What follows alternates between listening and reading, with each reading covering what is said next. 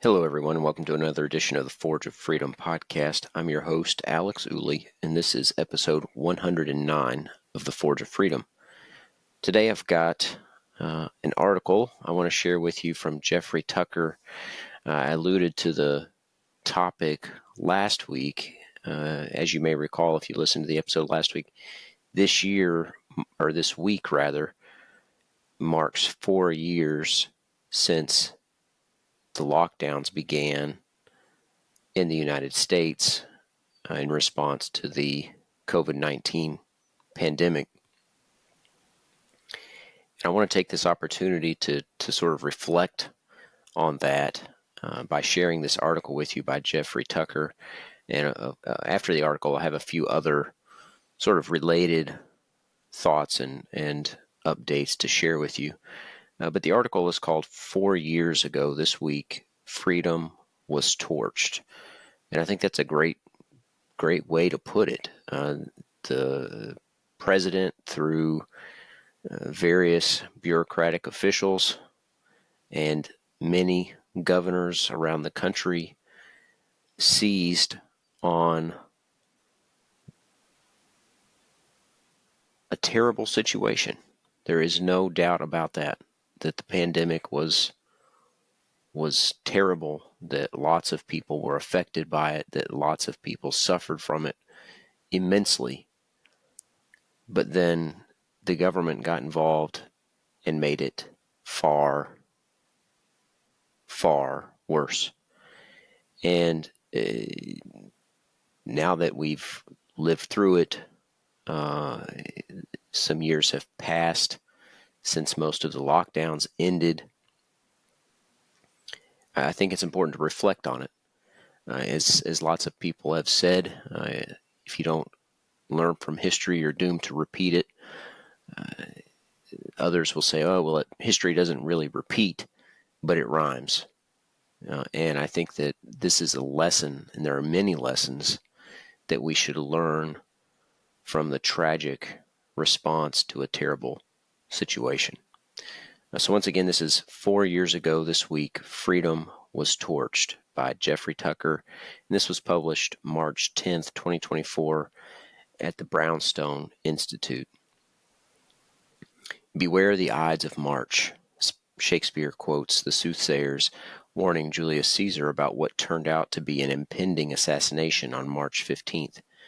The death of American liberty happened around the same time 4 years ago, when the orders went out from all levels of government to close all indoor and outdoor venues where people gather. It was not quite a law, and it was never voted on by anyone.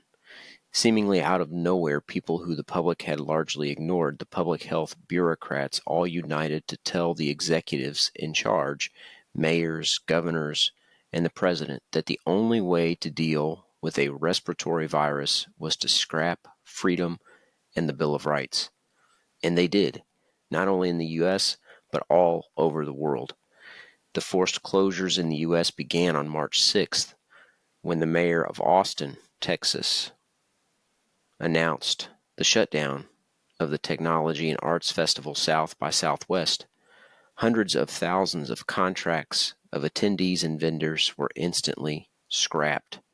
The mayor said he was acting on the advice of his health experts, and they in turn pointed to the CDC, which in turn pointed to the World Health Organization, which in turn pointed to member states, and so on.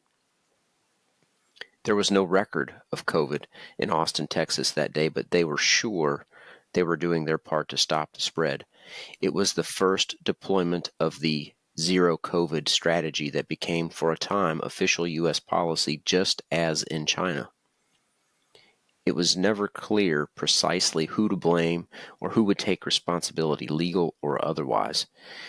This Friday evening press conference in Austin was just the beginning. By the next Thursday evening, the lockdown mania reached a full crescendo. Donald Trump went on nationwide television to announce that everything was under control, but that he was stopping all travel in and out of U.S. borders from Europe, the U.K., Australia, and New Zealand. American citizens would need to return by Monday or be stuck. Americans abroad panicked while spending on tickets home and crowded into international airports with waits up to 8 hours standing shoulder to shoulder. It was the first clear sign there would be no consistency in the deployment of these edicts. There is no historical record of any American president ever issuing global travel restrictions like this without a declaration of war. Until then, and since the age of travel began, every American had taken it for granted that he could buy a ticket and board a plane. That was no longer possible. Very quickly, it became even difficult to travel state to state, as most states eventually implemented a 2-week quarantine rule. The next day, Friday, March 13th, Broadway closed and New York City began to empty out as residents who could went to summer homes or out of state. On that day, the Trump administration declared the national emergency by invoking the Stafford Act, which triggers new powers and resources to the Federal Emergency Management Administration. In addition, the Department of Health and Human Services issued a classified document only to be released to the public months later. The document initiated the lockdowns. It still does not exist on any government website. The White House Coronavirus Response Task Force, led by the Vice President, will coordinate a whole-of-government approach, including governors, state and local officials, and members of Congress to develop the best options for the safety, well-being, and health of the American people. HHS is the LFA, lead federal agency, for coordinating the federal response to COVID-19. Closures were guaranteed. Recommend significantly limiting public gatherings and cancellation of almost all sporting events, performances, and public and private meetings that cannot be convened by phone. Consider school closures. Issue widespread stay-at-home directives for public and private organizations with nearly 100% telework for some, although critical public services and infrastructure may need to retain skeleton crews. Law enforcement could shift to focus more on crime prevention, as routine monitoring of storefronts could be important. In this vision of turnkey totalitarian control of society, the vaccine was pre-approved. Partner with pharmaceutical industry to produce antivirals and vaccine. The National Security Council was put in charge of policymaking. The CDC was just the marketing operation. That's why it felt like martial law. Without using those words, that's what was being declared. It even urged information management with censorship strongly implied. The timing here is fascinating. This document came out on a Friday, but according to every autobiographical account, from Mike Pence and Scott Gottlieb to Deborah Birx and Jared Kushner, the gathered team did not meet with Trump himself until the weekend of the 14th and 15th, Saturday and Sunday. According to their account, this was his first real encounter with the urge that he locked down the whole country. He reluctantly agreed to 15 days to flatten the curve. He announced this on Monday the 16th with the famous line, "All public and private venues where people gather should be closed." This makes no sense. The decision had already been made, and all enabling documents were already in circulation. There are only two possibilities. One, the Department of Homeland Security issued this March 13th HHS document without Trump's knowledge or authority. That seems unlikely. Two, Kushner, Birx, Pence, and Gottlieb are lying. They decided on a story, and they are sticking to it. Trump himself has never explained the timeline or precisely when he decided to greenlight the lockdowns. To this day, he avoids the issue beyond his constant claim that he doesn't get enough credit for his handling of the pandemic. With Nixon, the famous question was always, what did he know and when did he know it? When it comes to Trump, and insofar as concerns COVID lockdowns, unlike the fake allegations of collusion with Russia, we have no investigations. To this day, no one in the corporate media seems even slightly interested in why, how, or when human rights got abolished by bureaucratic edict. As part of the lockdowns, the Cybersecurity and Infrastructure Security Agency, which was and is part of the Department of Homeland Security, as set up in 2018, broke the entire American labor force into essential and non-essential. They also set up and enforced censorship protocols, which is why it seemed like so few objected. In addition, CISA was tasked, the Cybersecurity Infrastructure and Security Agency was tasked with overseeing mail-in ballots.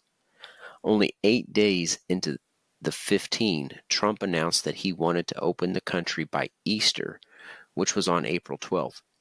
His announcement on March 24th was treated as outrageous and irresponsible by the national press, but keep in mind, Easter would already take us beyond the initial 2-week lockdown. What seemed to be an opening was an extension of closing. This announcement by Trump encouraged Burke and Fauci to ask for an additional 30 days of lockdown, which Trump granted. Even on April 23rd, Trump told Georgia and Florida, which had made noises about reopening, that it's too soon. He publicly fought with the governor of Georgia, who was first to open his state. Before the 15 days was over, Congress passed and the president signed the 880-page CARES Act, which authorized the distribution of $2 trillion to states, businesses, and individuals, thus guaranteeing that lockdowns would continue for the duration.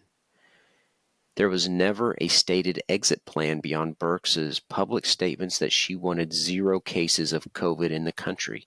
That was never going to happen. It is very likely that the virus had already been circulating in the U.S. and Canada from October 2019.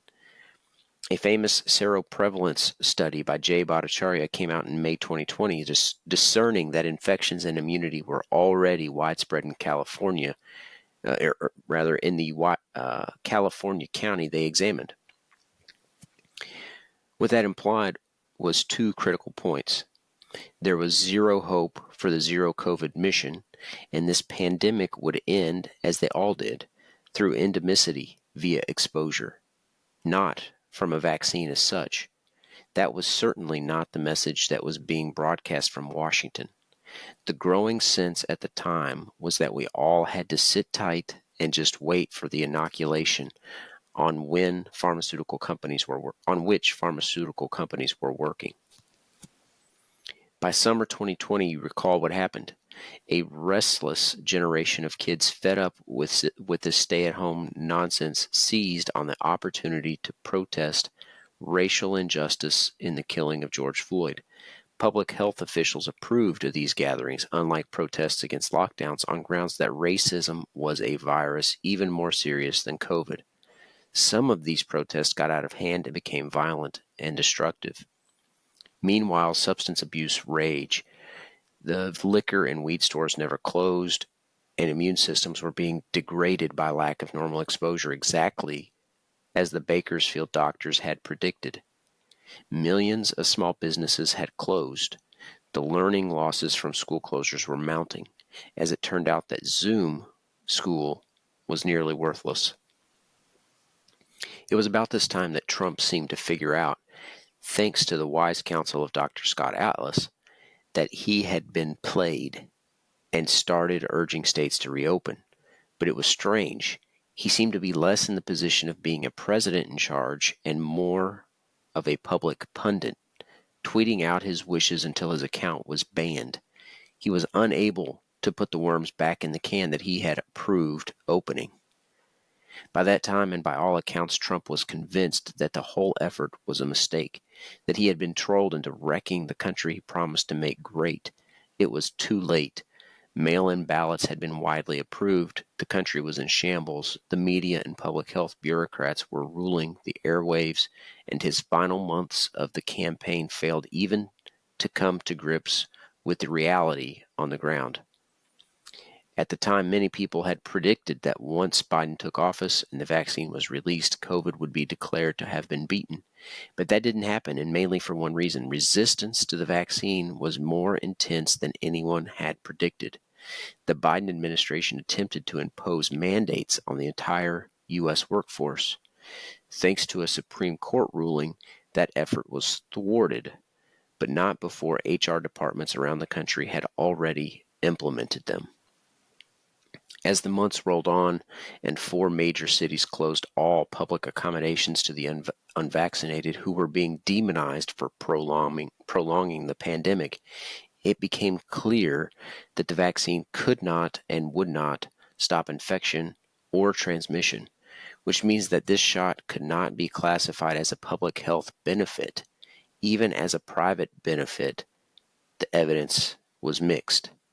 Any protection it provided was short-lived, and reports of vaccine injury began to mount. Even now, we cannot gain full clarity on the scale of the problem because essential data and documentation remains classified. After 4 years, we find ourselves in a strange position. We still do not know precisely what unfolded in mid-March 2020, who made what decisions, when, and why. There has been no serious attempt at any high level to provide a clear accounting, much less assign blame. Not even Tucker Carlson, who reportedly played a crucial role in getting Trump to panic over the virus, will tell us the source of his own information or what his source told him. There have been a series of valuable hearings in the House and Senate, but they have received little to no press attention, and none have focused on the lockdown orders themselves. The prevailing attitude in public life is just to forget the whole thing, and yet we live now in a country very different from the one we inhabited 5 years ago. Our media is captured. Social media is widely censored in violation of the First Amendment, a problem being taken up by the Supreme Court this month with no certainty of the outcome. The administrative state that seized control has not given up power. Crime has been normalized. Art and music institutions are on the rocks. Public trust in all official institutions is at rock bottom. We don't even know if we can trust the elections anymore. In the early days of lockdown, Henry Kissinger warned that if the mitigation plan does not go well, the world will find itself set on fire. He died in 2023. Meanwhile, the world is indeed on fire. The essential struggle in every country on earth today concerns the battle between the authority and power of permanent administrative apparatus of the state, the very one that took total control in lockdowns, and the Enlightenment ideal of a government that is responsible to the will of the people and the moral demand for freedom and rights. How this struggle turns out is the essential story of our times. So there you have it. That's the end of the article there by Jeffrey Tucker. Again, 4 years ago this week, freedom was torched. And of course, I'll link to that article in the show notes. And he embedded in it the U.S. government COVID-19 response plan, along with some of the quotes that he mentioned in the article. He also, and that's at the bottom of the article, you can see it was published March 13th, 2020. But I mentioned this article, like I said at the beginning, partly because I think it's, no matter how much we'd like to forget what happened during the pandemic, both from a health perspective and all of the lives that were tragically lost, but also from a governance perspective and how governments nationwide, worldwide, locked their people down in the name of public safety, and in reality made the situation much worse. Thankfully, There was some good news in Indiana this week. Indiana, by the way, was not great during the pandemic. It was much better than places like California or New York in terms of freedom. But our governor was pretty awful during the pandemic, extended an emergency order giving him unconstitutional authority a number of times. Finally, on March 13th, just a few days ago, the House and the Senate in Indiana passed a bill, Senate Bill 234, and the governor signed on March 13th a bill that places some limitations on the governor's authority to extend his emergency powers. And I'm going to pull this up here, this bill.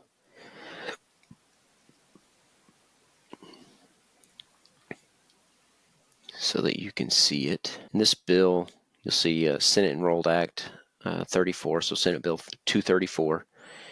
And it says, the governor shall declare a disaster emergency by executive order or proclamation if the governor determines that a disaster has occurred or that the occurrence or the threat of a disaster is imminent.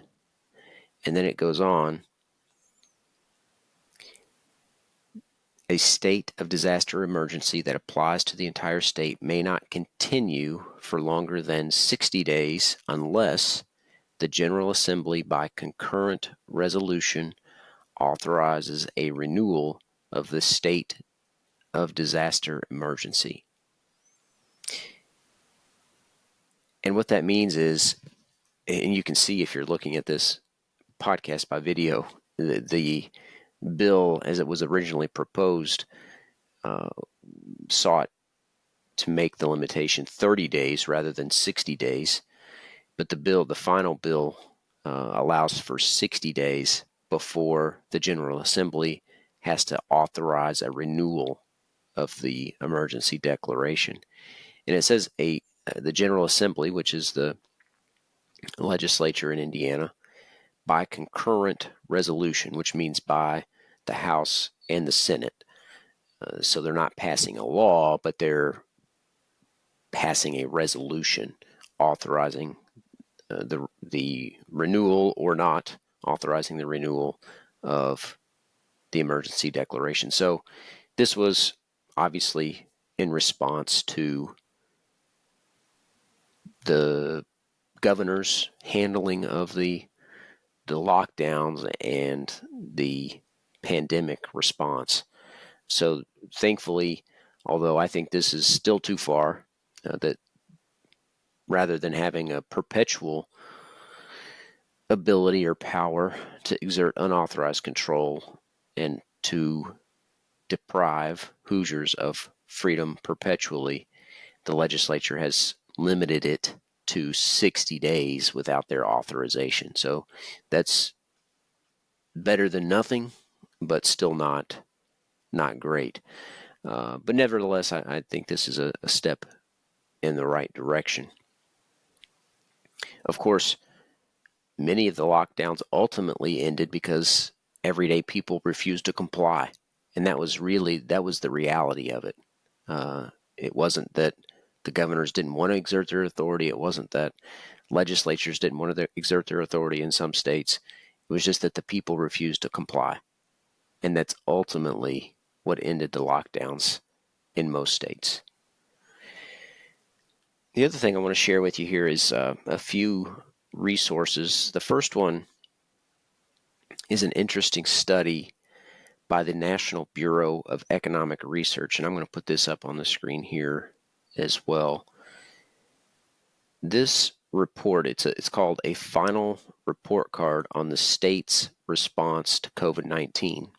And again, this is from the National Bureau of Economic Research, published April 2022. So this was about 2 years after the lockdowns began.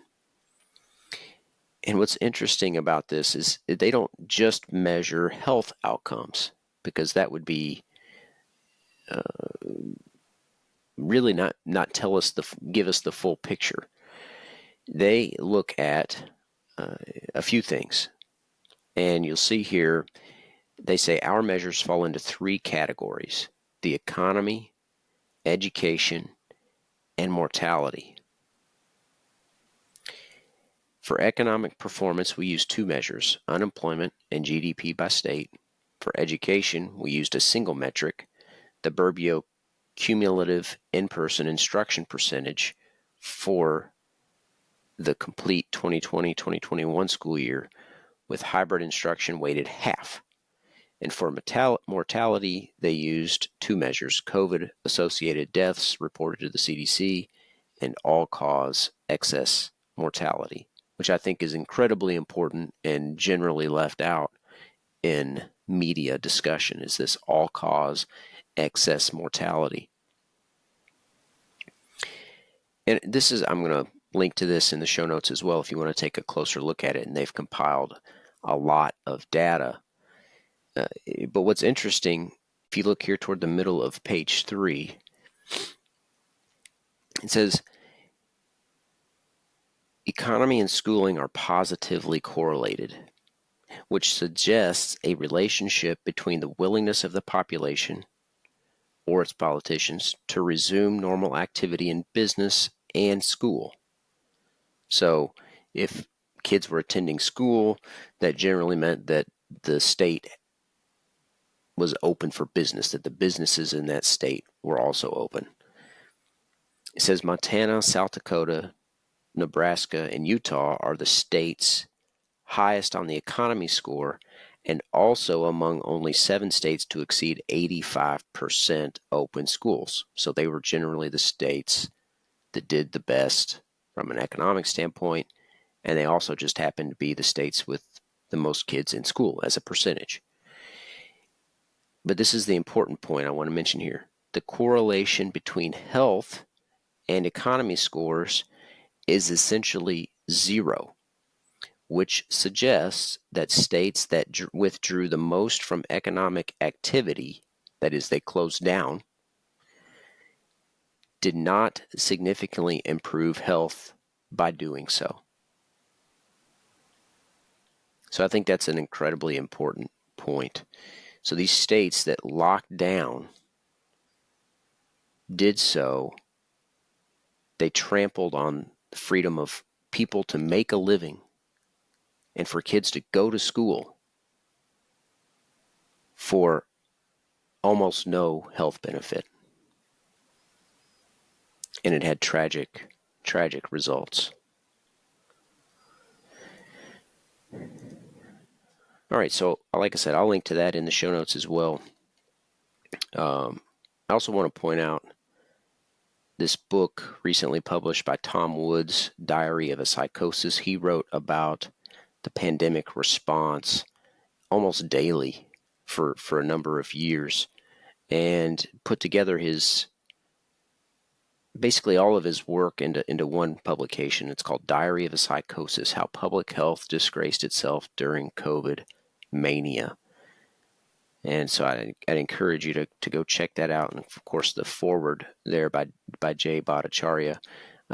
Jay Bhattacharya's discussion about the COVID response, he's been on many podcasts, is incredible. So definitely check him out as well.